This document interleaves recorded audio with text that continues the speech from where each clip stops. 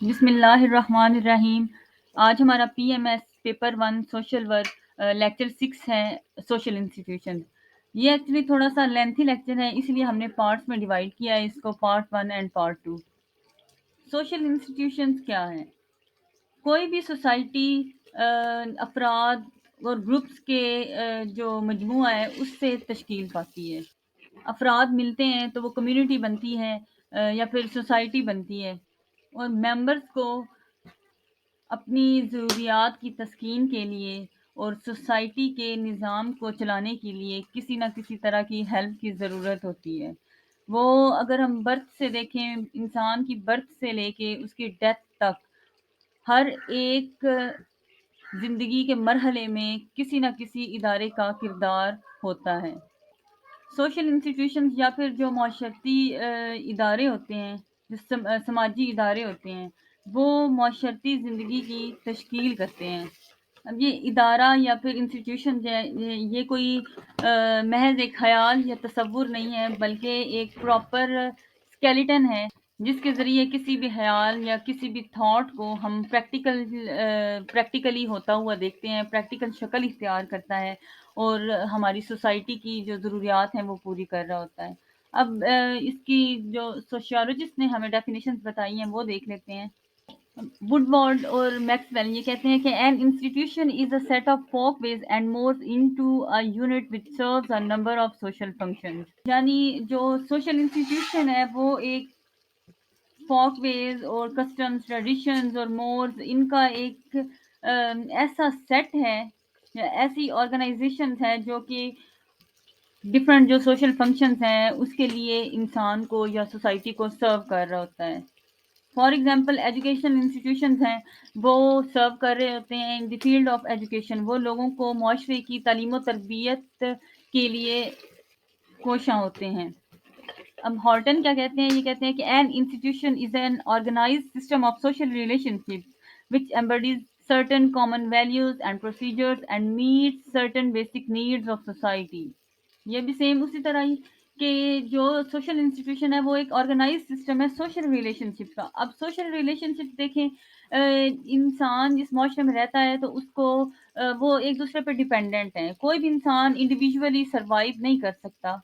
ان کے blood relations کے علاوہ بھی ریلیشن شپس ہوتے ہیں جن کو ہم سوشل ریلیشن شپس کہتے ہیں۔ اس معاشرے میں رہتے ہوئے ایک دوسرے سے تعلقات قائم لوگوں کے ہونا وہ سوشل ریلیشن شپ کہلاتا ہے، جس میں یہ جو سوشل انسٹیٹیوشنز ہیں ان کا بہت بڑا کردار ہوتا ہے ان ریلیشن شپس کو اسٹرانگ کرنے میں۔ اب اس کی ڈیفینیشن میں نیکسٹ دیکھتے ہیں، which embodies certain common values and procedures and meet certain basic needs of society. کہ یہ انسٹیٹیوشن جو ہوتے ہیں یہ ان میں کچھ کامن ویلیوز ہوتی ہیں، کامن کسٹمز ہوتے ہیں جو کہ سوسائٹی کی بیسک نیڈز کو پورا کرنے میں اہم کردار ادا کرتے ہیں۔ اب فردر جب ہم اس کو الیبوریٹ کریں گے تب ہمیں سمجھ آئے گا کہ کس طرح جو سوشل انسٹیٹیوشنز ہیں وہ انسان کی ضروریات کو پورا کر رہے ہیں۔ نیکسٹ دیکھتے ہیں types of social institution. Social institutions کی دو ٹائپس ہیں، first one is primary social institutions and second one is secondary social institutions. Primary social institutions میں ہمارے بیسک انسٹیٹیوشنز آ جاتے ہیں۔ پرائمری سوشل انسٹیٹیوشنز میں سب سے پہلے فیملی آتی ہے۔ اس میں خاندان جو ہے یا فیملی جو ہے وہ بیسک اور پرائمری سوشل انسٹیٹیوشن ہے جو کہ انسان کی پیدائش سے بنی نوع انسان کی زمین پر آباد کاری سے قائم ہے اور یہ ابد تک قائم رہے گا۔ اب دنیا میں اتنے زیادہ خطے ہیں، دنیا کے ہر خطے میں، ہر قبیلے میں، ہر اسٹیٹ میں، ہر ایریا میں جہاں بھی دیکھیں تو یہ جو انسٹیٹیوشن ہے یہ موجود ہے۔ فیملی جو ہے وہ بچے کی جو ہے وہ پرائمری انسٹیٹیوشن ہوتا ہے، اس کی پہلی درس گاہ ہوتی ہے۔ جیسے کہا جاتا ہے کہ ماں کی گود بچے کی پہلی درس گاہ ہوتی ہے، فیملی جو ہے وہ پہلی درس گاہ ہوتی ہے۔ اور اگر فیملی اپنے بچے کی تربیت میں پازیٹیو رول شو کرتی ہے، پازیٹیولی یا اچھی تربیت کرتی ہے تو وہ ایک اس معاشرے کا بہترین افراد بن کر ابھرتے ہیں۔ یہ اپنے جو تمام ارکان ہوتے ہیں ان کے اخلاق و کردار کی نشو و نما کرتا ہے اور انہیں سوسائٹی میں اچھی زندگی گزارنے کے قابل بناتا ہے۔ Second one is educational institution. اب جب بچہ گھر سے نکلتا ہے، بچہ 3 سال کا ہوتا ہے، 3.25 سال کا ہوتا ہے یا 4 سال کا ہوتا ہے، تو ہم بچے کو اسکول میں ایڈمیشن کرواتے ہیں۔ وہاں سے پھر بچے کا جو ایجوکیشنل جرنی ہے وہ سٹارٹ ہو جاتا ہے، جو باقاعدہ ایجوکیشنل جرنی ہے وہ سٹارٹ ہو جاتا ہے۔ ایجوکیشنل انسٹیٹیوشنس میں جو کچھ بچہ سیکھتا ہے یا جو کچھ وہاں پہ سکھایا جاتا ہے اس کا بچے کی ساری زندگی پر بہت گہرا اثر مرتب ہوتا ہے اس سے۔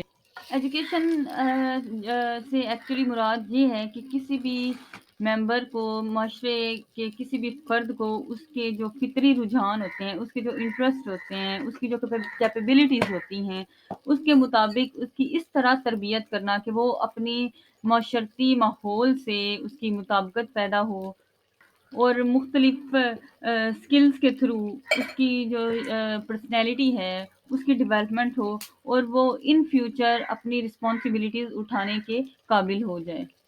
Third one is religious institution.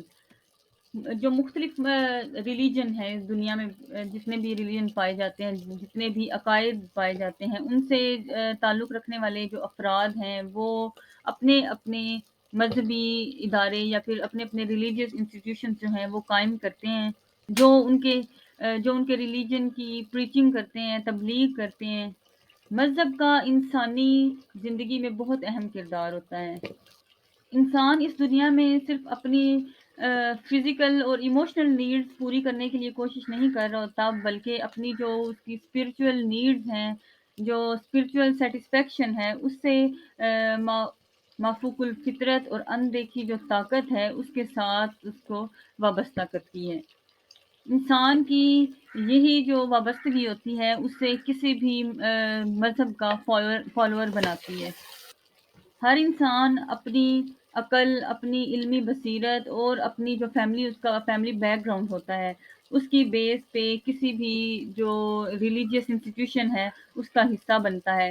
اور بعض اوقات ایسا ہوتا ہے کہ انسان اپنی پسند سے بھی اپنے جو فیملی مذہب ہوتا ہے، اس کا خاندانی مذہب، اس کو چھوڑ کر کسی دوسرے مذہب کا پیروکار بن جاتا ہے۔ فار ایگزامپل، اب ریسنٹلی ہم نے دیکھا فیفا ورلڈ کپ کے دوران کتنے ہی لوگ تھے جو جنہوں نے اسلام قبول کیا۔ اب ڈیفینیٹلی ان کا جو پیرنٹ ریلیجن تھا یا پھر ان کا جو خاندانی مذہب تھا، جو جس کی وہ پہلے جس کے پیروکار تھے، وہ تو اسلام نہیں تھا نا۔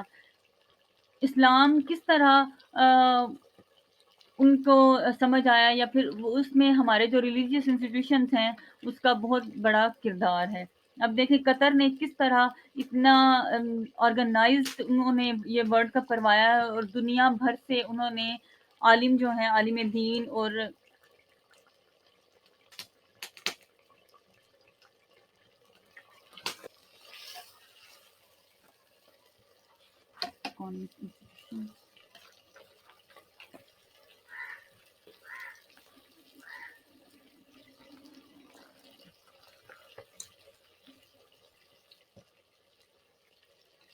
کسی بھی کنٹری کی جو بیک بون ہوتی ہے وہ اکانومی ہوتی ہے۔